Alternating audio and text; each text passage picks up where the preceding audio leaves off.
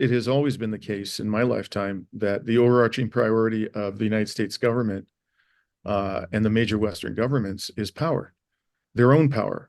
They talk about the national interest, national security, the interests of the American people. This is all nonsense. It's their own power and wealth and privilege that they seek to maximize, and that is trumps everything else.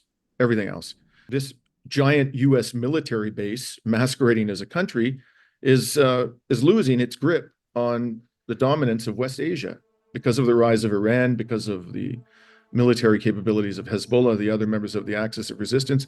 But they basically, I think, in their minds, they view this as the last stand. They've gone all in, and their objective here is to destroy any and all resistance once and for all to Israeli/Western elite hegemony in the Middle East. And if that means wiping out the Palestinian people, I don't think they have any qualms about doing that. I mean, what atrocity has Israel not committed?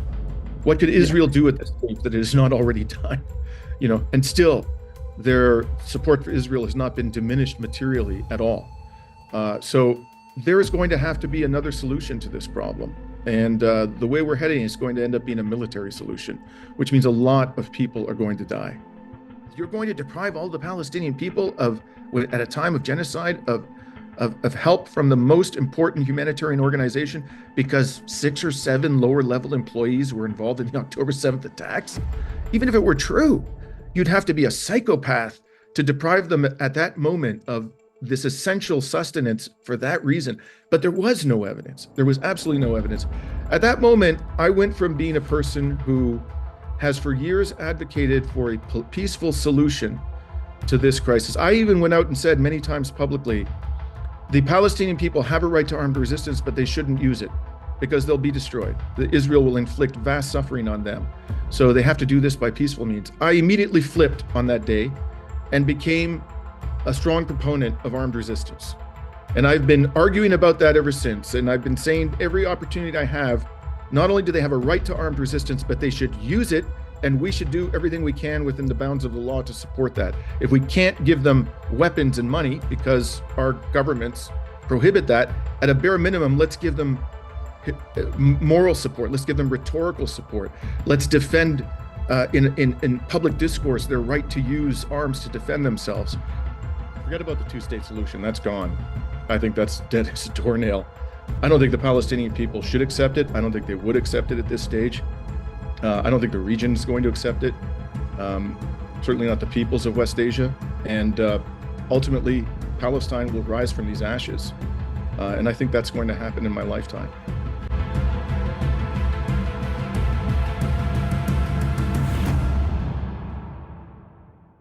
So good evening, everyone. We are here today with Dimitri Lascaris, and probably many of you already know who he is. We've got a lot of messages from people to invite Dimitri and have a chat. So we were like, yes, we definitely want to do that.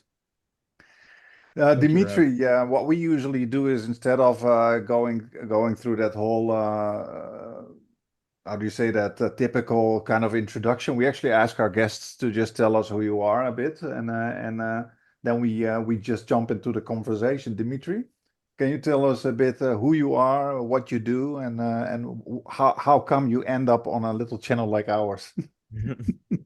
I'll try to be concise. I was born and raised in Canada.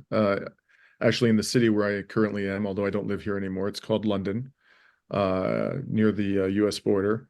My parents emigrated from Greece to Canada in the 1950s, and for economic reasons, essentially. Greece was in a terrible state after the Nazi occupation and the Civil War, which was essentially provoked by the British government. Mm-hmm. And so they came here because Canada was looking for cheap labor from Southern Europe and offered them free passage. So that's how I ended up being born here. And I was educated in Canada, and I became I graduated from law school at the University of Toronto in the early 90s, but I immediately took the opportunity upon my graduation to leave for the United States, and I worked in New York City in a Wall Street law firm. for a number of years as a securities lawyer. Um, that was in the 90s. And I didn't really find that to be a satisfying experience. I would say, although it was very formative in terms of enabling me to hone my skills as a lawyer, it was a wonderful education in the craft of lawyering. It was not spiritually satisfying, so shall we say. So I left the legal profession for a few years, and then I came back to it in 2004 when I returned to Canada at that time, and I went to the other side. Instead of advising corporations and high net worth individuals, I became a class actions lawyer, and I devoted myself to suing corporations and high net worth individuals on behalf of aggrieved consumers and investors. And I did that for about 15 years. I was, I think, very fortunate to have returned at the time that I did return, because class actions were still a work in progress in Canada. There weren't too many people who knew how to do them, especially in the context of the capital markets, securities law. And my training on Wall Street gave me a bit of an advantage in that regard. So I had a very good run as a securities class actions lawyer. And then in 2016, I decided to retire from that practice to devote myself to doing activism, human rights work, and journalism. I still do legal work, but most of my legal work is pro bono relating to the Palestinian cause. But most of my time nowadays, I do journalism, and the main platform of my journalism is a YouTube program called Reason to Resist. Hmm. So that was maybe a little bit longer than you wanted it to be, but that pretty much tells No, that's the story. great. I would imagine that latter half of your legal career was a little less spiritually draining. It was. I mean, I'm in the sense that I represented people who were genuinely aggrieved by corporate misconduct. But the one part of it that I think was less than satisfying was, frankly, there are a lot of people in the plaintiff's bar in class actions. This is not just true in Canada. I think Hmm. it's even worse in the United States, who are more concerned in maximizing their personal profits than in realizing the goals of class action litigation, which are really to facilitate access to justice for people who wouldn't otherwise be able to afford it.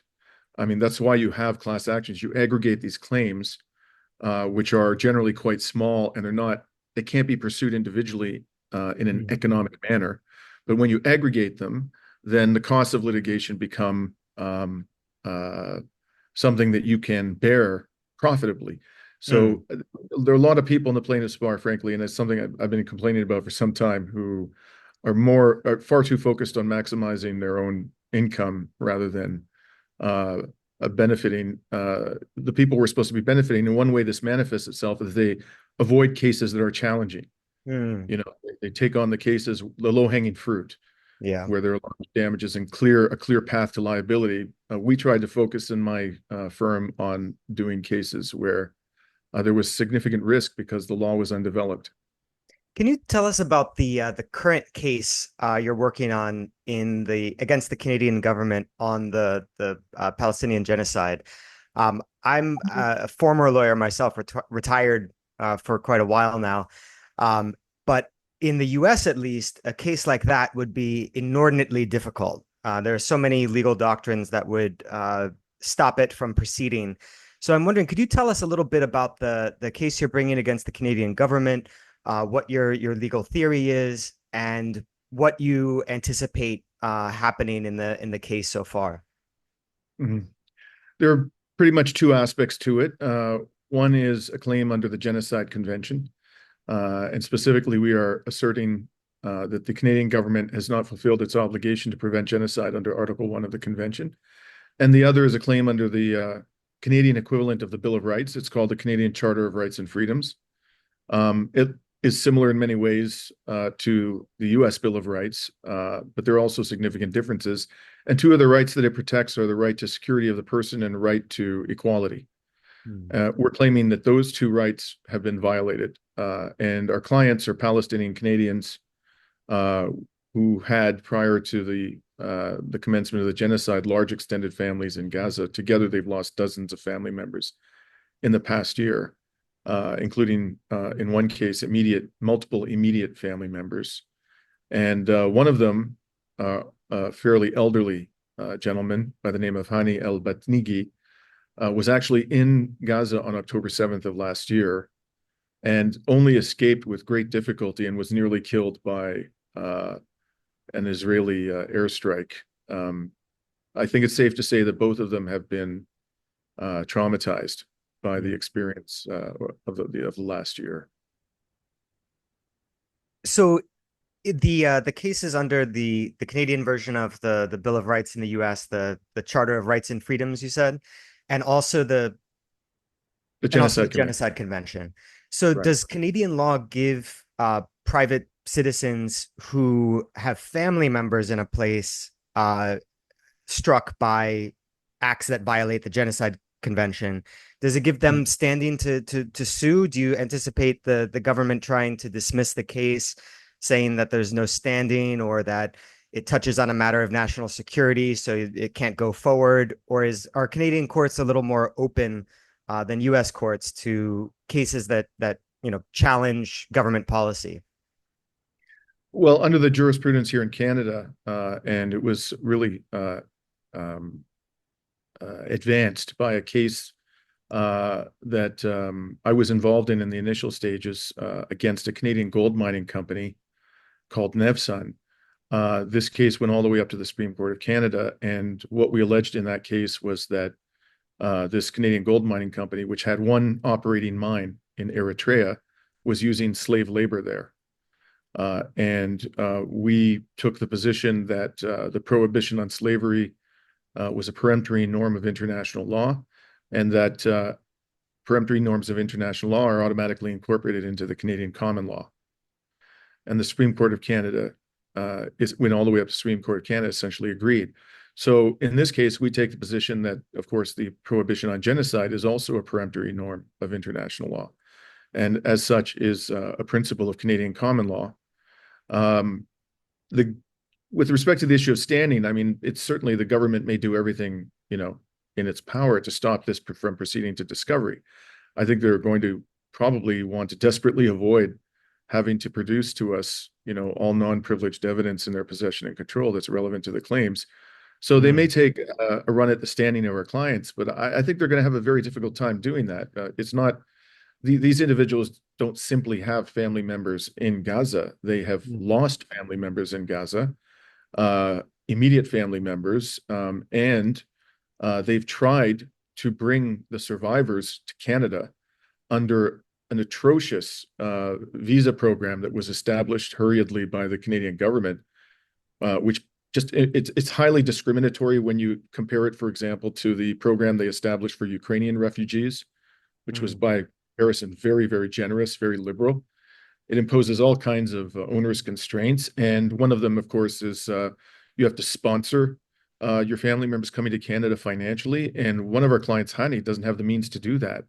But there are other requirements too. So their family members, not only have they lost many family members, but the survivors are effectively trapped in Gaza as a genocide is unfolding because of these, what is effectively a discriminatory visa program.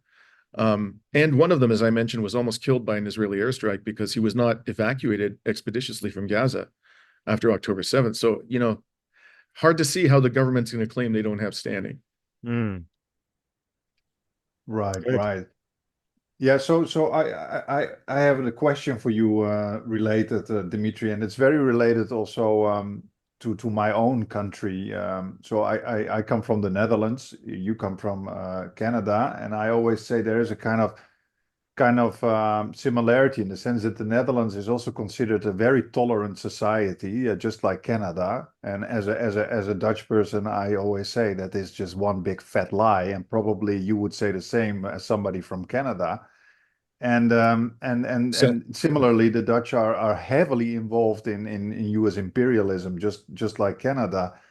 And my question is, what do you think explains this utter support for a genocide to such an extent that our governments are willing to beat up their own populations just to continue their support for Israel's genocide. There are many people, some say racism, others say ideology, others say imperialism, others say strategic interest, etc. What do you think as a Canadian? What explains this just total support? Mhm. Well, I think that it has always been the case in my lifetime that the overarching priority of the United States government and the major Western governments is power, their own power. You know, they talk about the national interest, national security, you know, the interests of the American people. This is all nonsense. It's their own power and wealth and privilege that they seek to maximize, and that is trumps everything else, everything else. So at this particular point in time, I think the West's power, the U.S. elite's power, that's really what how we should describe it in my view. It's not the West. It's not people like us that they're concerned about in our power. It's the elites in our countries are losing their grip on global hegemony because of the rise of Asia and Russia as powers economically, militarily, politically. And as a result, they're getting their asses handed to them in Ukraine. NATO, that is a NATO proxy war in my view. They've lost it, and the more sensible amongst them understand that that is lost. I think they're coming to grips with the reality, some of them at least, that they cannot dominate China. They cannot peel Taiwan away from China. They're not going to be able to stabilize the Chinese government. And the last sort of real vestige of Western hegemony is in West Asia. That's kind of the last stand for the project of the Western elites' global hegemony. And it's kind of where the whole project began. You know, in the aftermath of the Second World War, American military planners, as Noam Chomsky observed, remarked that the fossil fuel resources of West Asia were, in their words, a source of stupendous strategic power. And I think they said it was like the greatest material prize in human history, which, you know, when you're talking about a global economy that's based on fossil fuels, it is indeed a stupendous source of strategic power. So they did everything. There were a number of steps they took in order to establish immediately dominance over the oil resources of the region. One of them was the establishment of the State of Israel, which is basically a Western-oriented colonial outpost that is dependent for its very existence on Western support, and therefore it does the bidding of the United States and other Western governments. And now this giant U.S. military base, masquerading as a country, is losing its grip on the dominance of West Asia because of the rise of Iran, because of the military capabilities of Hezbollah, the other members of the Axis of Resistance. So, but they basically, I think, in their minds, they view this as the last stand. They've gone all in, and their objective here is to destroy any and all resistance once and for all to Israeli/Western elite hegemony in the Middle East. And if that means wiping out the Palestinian people, I don't think they have any qualms about doing that. I think they prefer not to do that because it's a very unsightly, unseemly, enraging project, the extermination of Palestinians. But I think they're quite willing to do that if they deem it necessary. I think they're quite willing to turn Lebanon into a failed state. I think they're quite willing to destabilize Iran and send the entire region into a regional war, the likes of which we've not seen in our lifetimes, if that's what's necessary. So I use the poker analogy. I think they've gone all in. There's nothing we can do as citizens. I think it's abundantly clear now to convince them. Appeals to their conscience at this stage will have absolutely no effect. I mean, what atrocity has Israel not committed? What could Israel do at this stage that it has not already done? You know, and still their support for Israel has not been diminished materially at all. So there is going to have to be another solution to this problem. And the way we're heading is going to end up being a military solution, which means a lot of people are going to die, sadly. Yeah, I think you make a very good point that this you can see this almost as an all-out battle, and especially also that you say that if they really don't give a shit about what we say or what we do. I always say people have been marching for a year now, marching, flag waving. I deeply respect everybody who just keeps going. But seriously, I always say we've been marching for a year now, and everything became worse. It literally became worse. And I think also the resistance in West Asia has realized that this is really the ultimate battle, because they just don't stop. They don't give up. And we've also discussed it with late Maruf, who also said, yeah, this is the anti-colonial, you could almost say final anti-colonial battle. So my question is, how do you see that play out, Dimitri? So first of, it's two parts.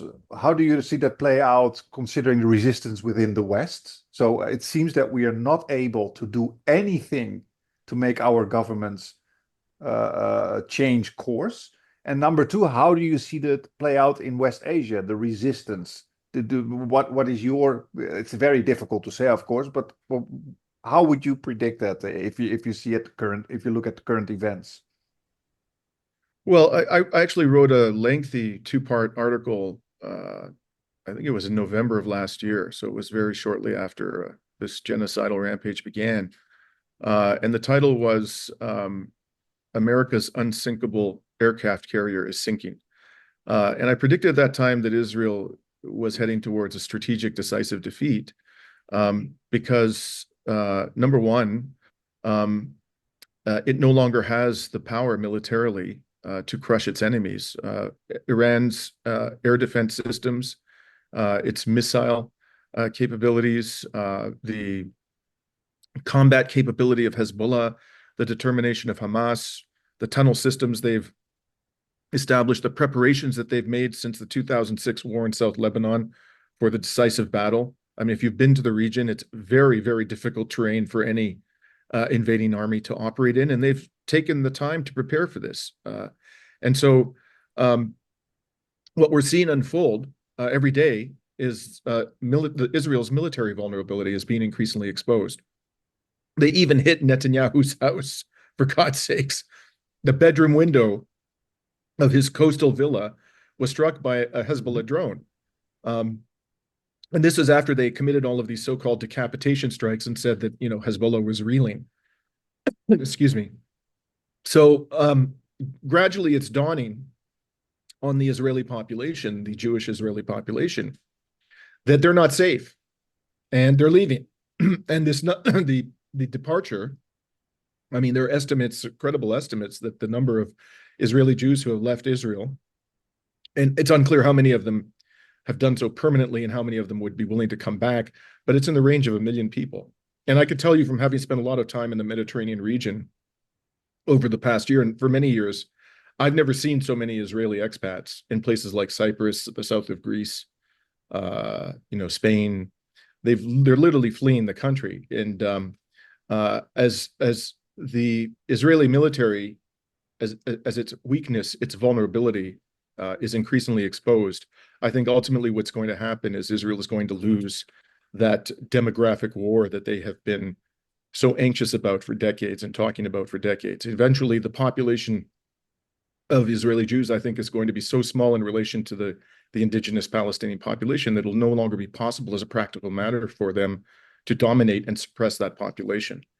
And the way I see this playing out is that, forget about the two-state solution, that's gone. I think that's dead as a doornail. I don't think the Palestinian people should accept it. I don't think they would accept it at this stage. I don't think the region is going to accept it. Certainly not the peoples of West Asia. And ultimately, Palestine will rise from these ashes. And I think that's going to happen in my lifetime. I'm curious, what is the political situation in Canada regarding the genocide? I mean, you have Justin Trudeau, who portrays himself as very liberal, caring, empathetic, etc. How has he been able to walk this tightrope and continue to portray himself in this manner while providing support for this ongoing genocide, along with the U.S. and its many other allies? Well, I don't think he's been able to do that. I think he's like Kamala Harris and Joe Biden, his reputation has taken a beating, and it will never recover from this. If you look at the polls in this country, the conservative opposition is they're very pro-Israel. mind you. That's another problem.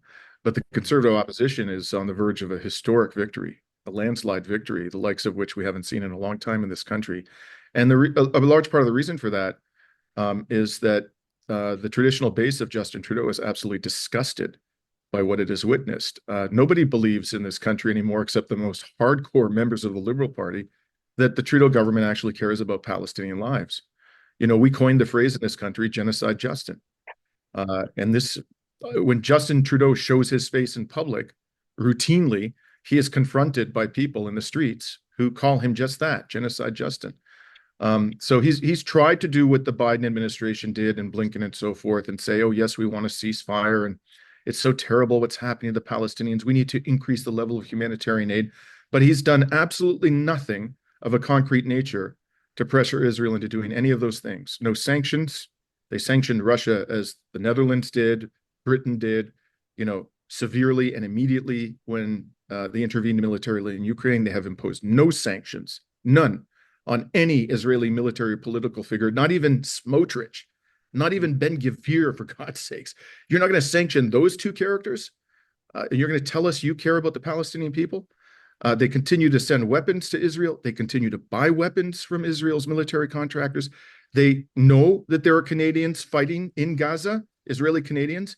When Russia invaded Ukraine, the Deputy Prime Minister, Chrystia Freeland, this, you know, bloodthirsty neocon, Canada's Victoria Nuland, she threatened to prosecute any Russian Canadians who fought on the side of Russia. She's not said a word about Israeli Canadians fighting in Gaza, even though the death toll there, the civilian death toll, is far higher than it is in Ukraine, in a war that has gone on much longer than the genocide in Gaza. So they can't hide it anymore. They can't hide that they have nothing but contempt for Palestinian lives, international law, human rights, and democracy. Justin Trudeau is finished. His party is finished, and it'll be a long time before they ever recover with progressives in this country.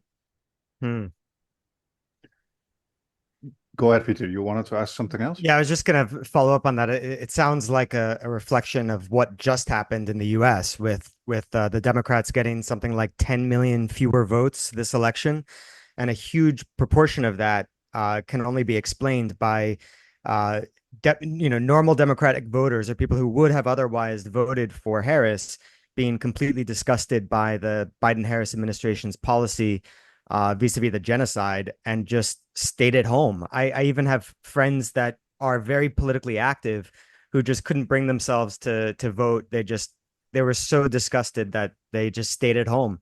So it sounds like, from what you're saying, that a similar wave is likely to occur in Canada, where sadly the winner won't be the party that deserves it, but it will be simply the party that cleans up the mess from the more liberal party that, you know, is complicit in genocide and disgusts so many of their base voters. Yeah. You know, there's been a lot of commentary in the last, as Trump has started to, his cabinet is taking shape, and a lot of us are looking at this going, my God, these people are bloodthirsty neocons. You know, Trump is revealing very quickly that he had no intention of bringing war to an end. That appears to be the case at this stage, you know, although we'll see when he's actually in office. And there are Democrats who've come out and said, you know, look what Trump is doing. Are you happy now? You voted to obliterate Gaza, they said. One guy in particular has like $400,000 on 400,000 followers on Twitter said this.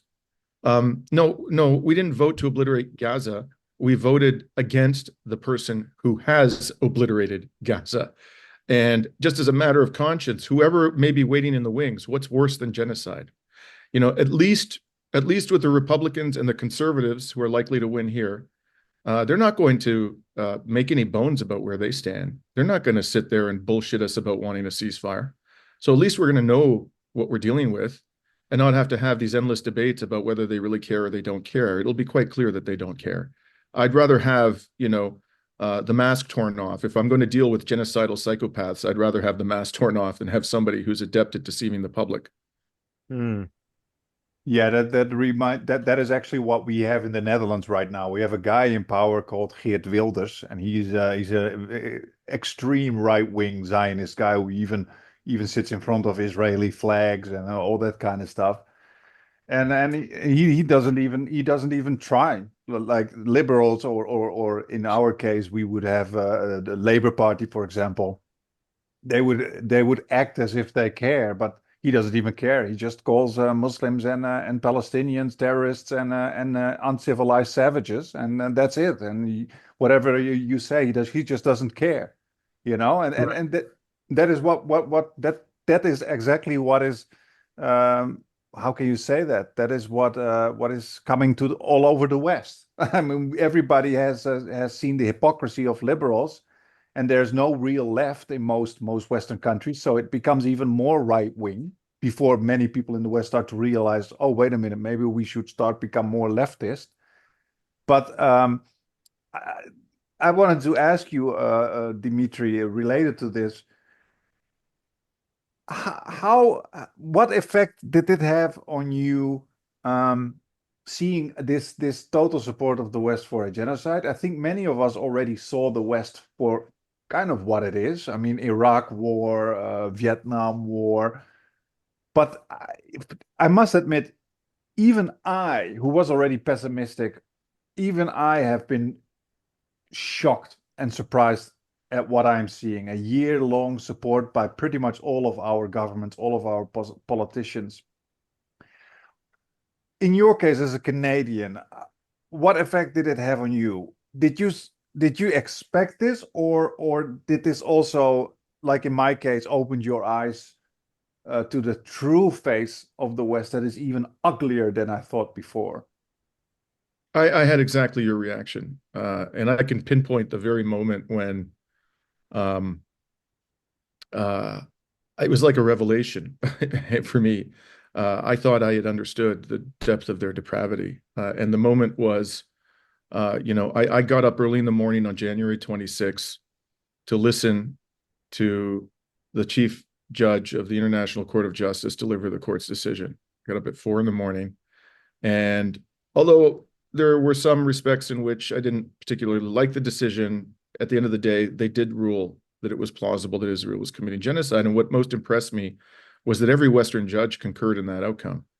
That I did not expect at all. So I was literally pumping my fist as I'm listening to this. And within hours of the decision being announced, the Canadian government, the United States government, the British, the German government all announced that they're suspending funding to UNRWA. Now, you'd have to be brain dead to think that the timing of that announcement was coincidental. You'd have to be out to lunch to think that they made the decision, not only coincidentally on that day, but in the few hours that passed between the decision of the International Court of Justice and the announcement. They had made the decision previously. That's not a decision that they would have made in hours. They would have made that over a course of weeks of consultation. And they were ready to announce this if the ICJ came out in support of the South African case. And the point that they were making, I think, I don't know how else to interpret their conduct, was we are going to, if you try to hold us accountable, we are going to crush the Palestinian people. We will erase the Palestinian people. We are showing you the big fat middle finger, you and every international institution that might think about intervening.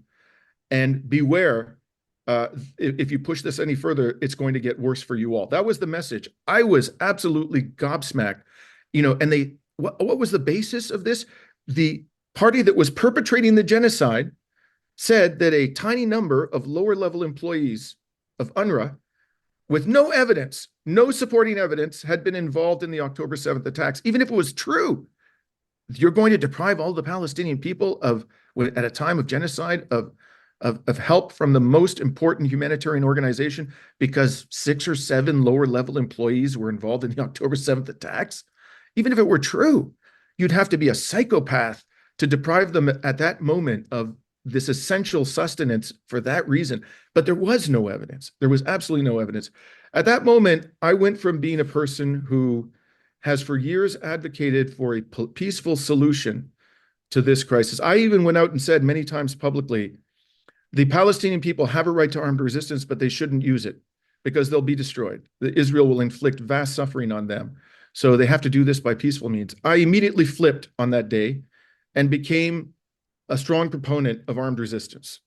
And I've been arguing about that ever since. And I've been saying every opportunity I have, not only do they have a right to armed resistance, but they should use it. And we should do everything we can within the bounds of the law to support that. If we can't give them weapons and money because our governments prohibit that, at a bare minimum, let's give them moral support. Let's give them rhetorical support. Let's defend in public discourse their right to use arms to defend themselves. That was a huge transformation that I underwent. I never thought that would happen. I was very much of the Gandhi school, the Martin Luther King school. And while I greatly admire, Gandhi and Martin Luther King, and always will, I think that first of all, I think there's some real question about whether the civil rights movement succeeded at the end of the day. Certainly there were some successes, but also they were in very unusual circumstances, especially India was a very unusual set of circumstances where nonviolent resistance had the potential to be quite effective. The Palestinians forget it. Nonviolent resistance, no. Yeah. They've tried that. They've tried that. And look what happened to them. No. Arundhati Roy made that point very, very, very well in an essay on the Naxalite movement in India. She said something like, if somebody does a hunger strike in the forest and nobody covers it, what the hell is it going to do? Nothing. The special set of circumstances you're talking about that might have worked with Gandhi is there was coverage of these sorts of nonviolent actions that galvanize public support. But if you don't have that coverage, then nonviolent actions just simply don't work. And we saw what happened with the March of Return, or the march at the security wall. Nonviolent people were murdered, shot, maimed, etc. You brought up the disabled person. Yeah, sorry, go ahead. Exactly. No, sorry. I'm really caught up in this because the moment you described was also a very shocking moment for me. It was the media coverage of the ICJ decision, because I was teaching class at the time that the decision was released. So it was on my way back home, I read the decision. And it was only after I had read the decision that I started to look at the media coverage of it. And that was what was shocking to me, because the media coverage in the English language media was ICJ does not order a ceasefire, which is such an absurd framing, because a ceasefire was not requested. It's not something that the lawyers for South Africa representing the Palestinians were directly arguing. What they were arguing for, and what they got in the decision, was a recognition that the rights of the Palestinian people to be free from genocide were plausibly being violated. That's a lawyerly way of saying there is a very plausible case for a genocide going on, and that the Israeli military must cease from all actions that threaten the lives and even, the mental health of Palestinians, since that's also part of the Genocide Convention. But instead of getting that clarity from the English language media, we got, the ICJ didn't order a ceasefire. That was the main story. And of course, that spin on it was certainly planned well ahead of time. As soon as it became apparent that the court might rule in favor of the South African argument, they had this ready to go, and it went out to all the English language media, and people got a complete misunderstanding of what the significance of the case was, what international law applied to this instance said. It was very upsetting to me. That absolutely, and that is a very, I think, powerful example of something we've seen repeatedly over the course of this genocide. Is there's an extraordinary level of orchestration amongst media organizations and the political elite to get their messaging down. There have been many moments, it may sound conspiratorial, where there was so much uniformity in the reporting about some development, and it happened so quickly.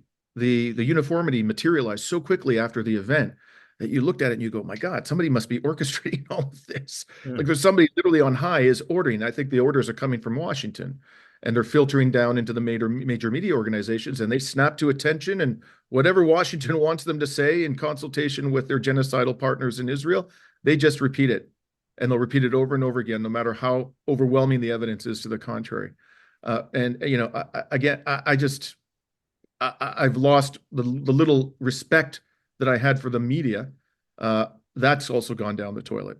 I mean, these people to me are the lowest of the low. I can't find the words to describe my loathing and contempt for the media in the West now. Yeah, I have a friend who works in the Western media, and what I hear from that friend is a great deal of frustration. But I nonetheless urged that person to stay in the job to push as much as possible for better coverage, and some of that has happened. So, but no, I mean the top leadership of the major media outlets is completely on board with the U.S. Israeli project. Yeah. Yeah, there are some honorable people still, but as you said, the leadership of these media organizations is beneath contempt, Yeah. utterly beneath contempt. Absolutely, absolutely. I totally agree with you, and I find it very hard to deal with the rage and the frustration that I feel every single day. And the one of the worst feelings, and I probably, I think it's the same for you, Dimitri, is just the sense of urgency I feel every day for all these little kids and innocent people suffering in Palestine, Lebanon. It's just like that it's so incredibly frustrating, that the feeling that you can't do anything. It's literally soul crushing what is going on. And I find it very admirable what you just said about about supporting armed resistance. I think you are in that sense, you are very how can I say that? I think a lot of people think what you say, but not a lot of people say what you say. And I think this is very good, because you are actually a change in the narrative, and a refusal to go on in that old narrative that you first condemn what Hamas did, and then you're gonna say that Palestinians should have the right to. And I think there should be a new narrative now, that you don't let those media systems and political systems squeeze you into that kind of way of speaking, to that safe way of speaking, to not how do you say that, trample on the safety of for example Zionists that feel attacked when you say something like that, or that it's anti-Semitism. People are very afraid, in the West, to say these kind of things. And Yeah. and you say that that you really think that is the solution, armed resistance, just like the many of the Europeans did armed resistance against the Nazis, some resistance group, and we all celebrated that, just like we all celebrated it in Ukraine. But we also had another guest on recently, that was Miko Pellet. And Miko Pellet actually said that he also believes still in non-violent resistance, such as boycotts. Okay, so like boycotting Israel, or something like, for example, Palestine Action in the UK, who just harms these weapon industries and that kind of stuff. But he says people are not organized. That's a problem. All these groups, they're disorganized. They don't join hands and all that kind of stuff. My question is, do you think that it's the only way out now, that armed resistance, or do you also see some kind of strategies, tactics that can be used in the West, such as boycotts, that may be helpful? What is your opinion on this? Well, let me clarify that there is a very simple solution to all of this that is nonviolent, and that is the West stops sending weapons to Israel. As simple as that. This will end tomorrow. My strong preference is that it end that way. The problem is that our so-called leaders have taken that option off the table. They clearly are not going to stop the flow of weapons, no matter what Israel does. That's the problem. So the question then becomes, how are we going to stop this in light of that reality? I don't believe that armed resistance is the exclusive means by which we will bring this to an end. There is a role for boycotts. Miko Pellet is absolutely right, and we should all apply whatever economic pressure we can on complicit corporations and the Israeli government, the state, by exercising our rights as citizens not to, spend money on the products and services of complicit corporations. Absolutely. And, litigation has a role to play. Otherwise, if I didn't think that, I wouldn't be bringing this case. I wouldn't be investing my time and energy in doing it. I think that even protest has a role to play. I don't think it's going to change what the government does, but it does, I think, provide a measure of hope and dignity to the people in Palestine who are struggling to survive right now. When they see us in the streets, I think it lifts their spirits. And they say this all the time. And so just for that reason alone, I think we should continue to protest. Yeah, good point. These groups that, for example, have been inflicting pain on that Elbit Systems factory in the United Kingdom and other corporations, I fully support what they're doing. Absolutely, 100%. All of those other things will, I think, have the potential to expedite the demise of Israel. So in that sense, with each passing day, as you mentioned, people are dying, children are dying. So the faster this happens, the better, obviously. So there's a role for all of that. But ultimately, the main driver of Israel's defeat, I think, will be, and is going to have to be, military. Even if we were very organized, the power of these governments to suppress the boycott movement, like they have laws in the United States which pretty much make it illegal nowadays to boycott Israel. They'll just squash us using the power of the state. So we can't strictly rely upon boycotts, no matter how organized we are. We have to use every tool in the toolkit. But the main one, I think, unfortunately, is going to have to be military. I'm curious, in the US, it's very clear, like among Trump's base of voters, the most numerous and vociferous supporters of whatever the Israeli government wants to do are evangelical so-called Christians. And they have this very apocalyptic vision of the world. And some of them think that by supporting the Israeli government, they'll hasten the apocalypse, where Jesus is going to come down and kill all non-Christians of their sect and take the Christians of their sect up to heaven. Others are a little less apocalyptic, and they just think that if you support the Israeli government, that God will bless you personally, probably financially. But in Canada, do you have a similarly large evangelical movement that is the largest block of support for whatever the Israeli government is doing, or is the balance of forces there different? Do you have just more, I don't know, crackpot realists who think that it's in Canada's national security interest to have this alliance with Israel? What is the basis for the support for the Israeli government in Canada? Look, I don't have polling data I can share with you. My sense is the largest source of support for Israel in Canada is the Christian, the so-called, as you put it, we should never fail to point out when we refer to these characters that they are not in fact Christians. They are an affront to the values of Christianity. And I'm an atheist, but when I was a young man, I was quite devout. I was raised in the Greek Orthodox religion. I actually read the New Testament 7 times when I was in my teens. Pretty familiar with what's in there. And I find it outrageous that anybody who claims to be a Christian would support this genocidal monster. It's outrageous. Take that aside, there is in Canada a sizable, and I think probably growing, so-called Christian evangelical community. Stephen Harper, who was the Conservative Prime Minister in Canada up until 2015, was himself an evangelical Christian. And up until that point in time, he was the most pro-Israel Prime Minister in the history of Canada by a substantial margin.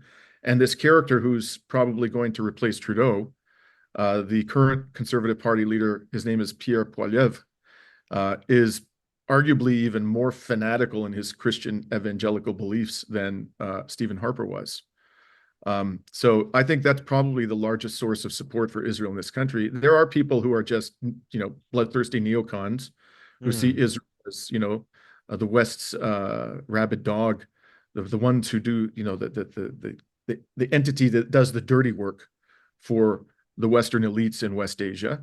And so they support Israel for that reason. And then there is, a significant proportion of the Jewish community is also Zionist and has an attachment to the state of Israel that it's at this stage just boggles my mind. I mean, I don't know how anybody, whatever their faith may be or not, can continue to support this diabolical monster. I mean, in any event, Israel continues to have an array of groups supporting it for a variety of reasons in Canada.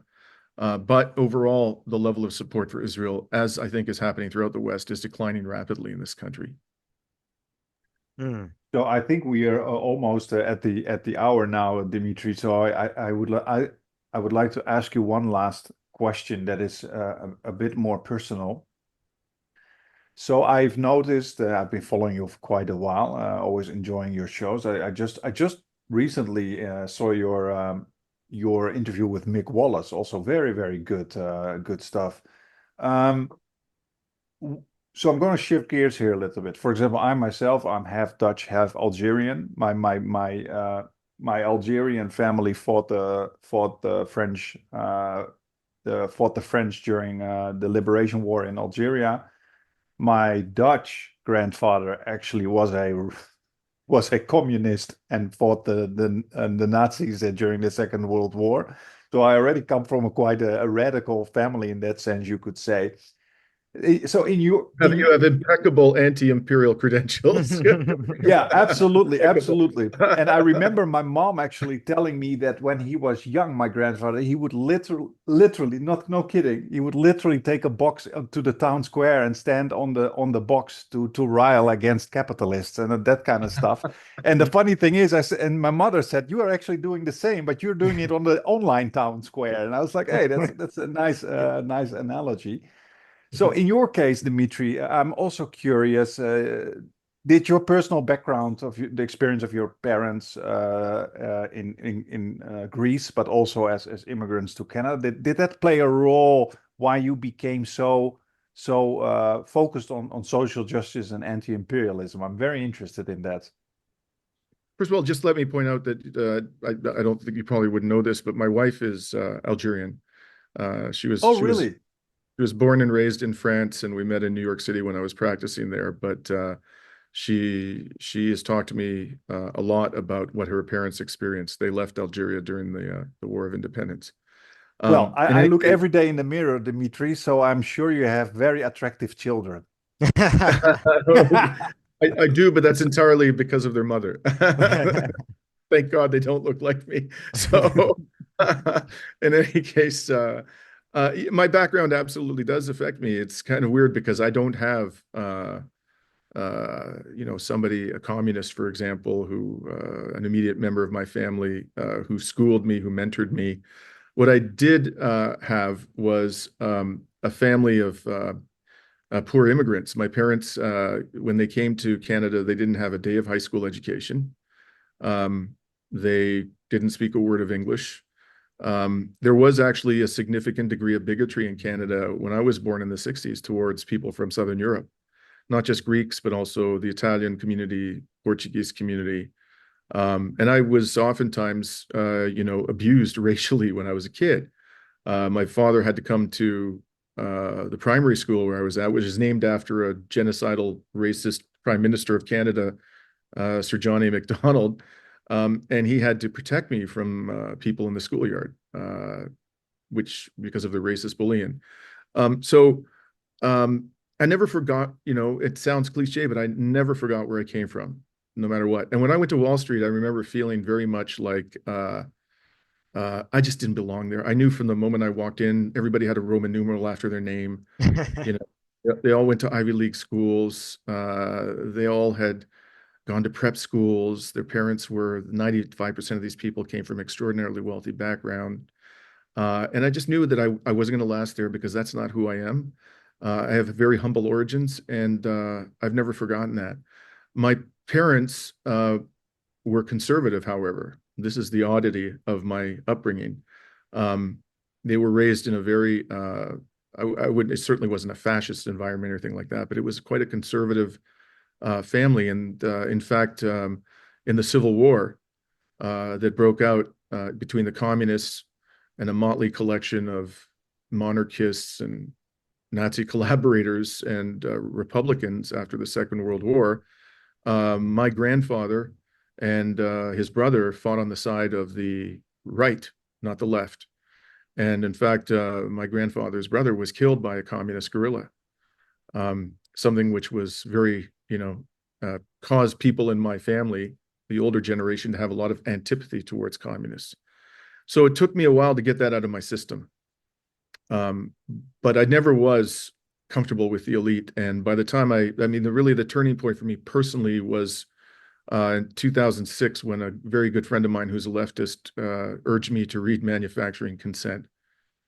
And I'll never forget, I devoured that book. You probably have read it. It's a very thick, detailed account of the propaganda system in the West. I must have gone through that book in 3 days. And when I put it down, I remember I was overwhelmed with anger because I realized I had been lied to my entire life. All the institutions that I trusted, people whom I trusted, professors whom I trusted. From that moment on, I have been increasingly radical of a left-wing persuasion. Yeah, that resonates with me. I have a very similar background and intellectual development. Mm-hmm. You also came from a humble origin in the West. Well, the Italian side of my family, they experienced what your family experienced in the U.S. some 50 years previous to that, or maybe a little more than 50. But what I'm especially referring to is the being raised in a right-wing environment, a highly religious environment. I only read the New Testament once, but it's more than most people nowadays. Yeah, I don't remember anywhere in there where Jesus says, if I like you, then I'm going to make you rich. I must have missed that part, but that's a very common belief among so-called Christians in the U.S. now. Yeah, and that of course that when you're white you're on top, eh? That's also something Jesus taught. Yeah, I missed that part of the Bible too. That's strange. Yeah. But you had it too, right, Peter? You also had it at Chomsky. Yeah. By the time I got to Herman and Chomsky's Manufacturing Consent, I had already a friend had given me a much smaller book of his. I think it was one of these pamphlets that's like a transcript of a lecture or something. And after reading it, I was like, okay, well, this goes against everything I was taught. It must be wrong. So my poor friend believes this. I need to go find the counter argument that completely debunks this nonsense. And then I'm going to present it to my friend so that he can no longer be benighted. And of course, I went searching and discovered that there is no serious debunking of Chomsky's argument or the argument of many leftists. And that set me down a path to to where I am today. Yeah. Which bucks the trend, of course, because at least the conventional wisdom is as you become older, you become more conservative. But it sounds like in our case, the reverse is true. Well, I would say that I heard the same also from my parents. They said that when you become older, you become more conservative. And I always say that is only the case when times are good. When times are good, it makes sense to become conservative when you're older because you want to keep things as they are. But our times are so messed up that most people actually start to become either left wing or extremely to the right. We still have that kind of. You got to be nuts to keep things as they are. Yeah, you got to make certifiably mad. Exactly. I think that's a very good point. Absolutely. Yep. Okay, Dimitri, this was a fantastic. Lots more to ask, but we're already at the hour, so we're gonna leave it at this. Thank you so much. This was really, really good. Yeah, thank you, Dimitri. Well, I really enjoyed the conversation. It was a pleasure. Anytime you guys want to talk again, let me know. I'd be happy to do it. I wish you all the luck in the world on your case. If you want to tell the viewers where they can learn more about it or support it in some way, please do let us know. Just very quickly, you can go to the website of the Legal Center for Palestine, which is funding the litigation. The lawyers are all working for free, but every piece of litigation has significant expenses associated with it, like photocopying charges, things of that nature. So you can donate to the Legal Center for Palestine on its website, and the more resources we have, the better we will be equipped to take on the Department of Justice. So thank you for your support if you can help. And if you're searching for that online, remember to spell center the British way with the R-E at the end. Exactly. Yeah. Okay. Well, thank you so much, Dimitri. We will definitely keep you to your word and invite you again in the future. And send our regards also to your Algerian wife. And we hope to see you again. Wishing you a nice day. Same to you. Take care. All right. Bye. Bye. Night.